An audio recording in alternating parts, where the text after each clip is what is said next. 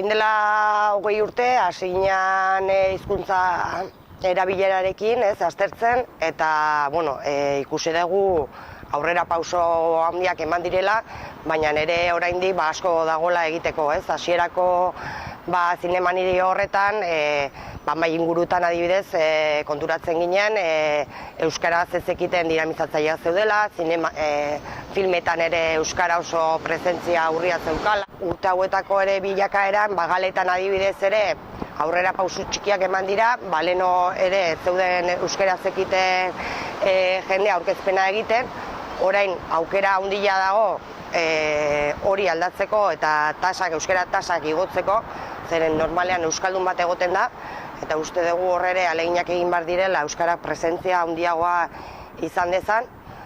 Eta ere euskara zinemaguna egun bate bakarrea zen, eta hortikan pasa zen zinemira izatea, eta hor euskaldunek eta aukera daukate beraien proiektuak aurkezteko, baina ez da bermatzen euskaraz izango direnik.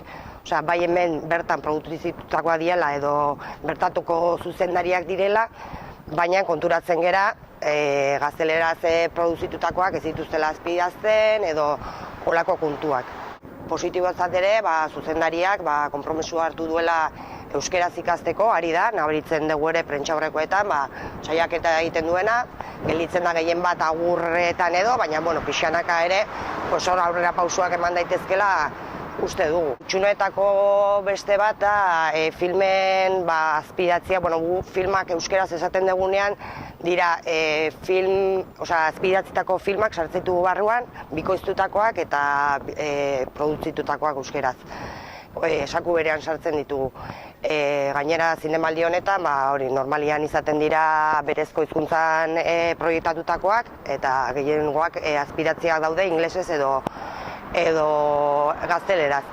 Hor oso urria jarraitzen duela izaten, naiz eta aurrera pausoak ematen ari dira, esan duten bezala. Gauza da, ez direla ere sail guztietara zabaltzen. Sail batzuetan badaude, baina beste batzuetan ez. Laburmetraien inguruan, iaz kontseiluarekin batera, hitzarmen bat egin zuen zinemaldiarekin, eta euskaraz bizi nahi du lelopean edo, laburmetraien lehiaketa egiten da, aurten 2. urtea izango da, eta hori ere oso positibotzat jotzen dugu. Eta aurtengo aurrera pauso oso handitzat hartzen dugu, sail ofizialean Loreak filma izango dela lehen aldiz, euskaraz izango dana. Mai inguruetan oso eskasa da euskara, ikusi dugu aurrerapen oso txikiak ematen direla, gainera euskaraz galdetzen denean normalean gaztelerara ere itzuliak izaten dira galderak, beste hizkuntzetan gertatzen denean ez dana ematen. Hori da, hemengo ohitura deguna, bagerak behintzat horrekin puskatu nahi duena.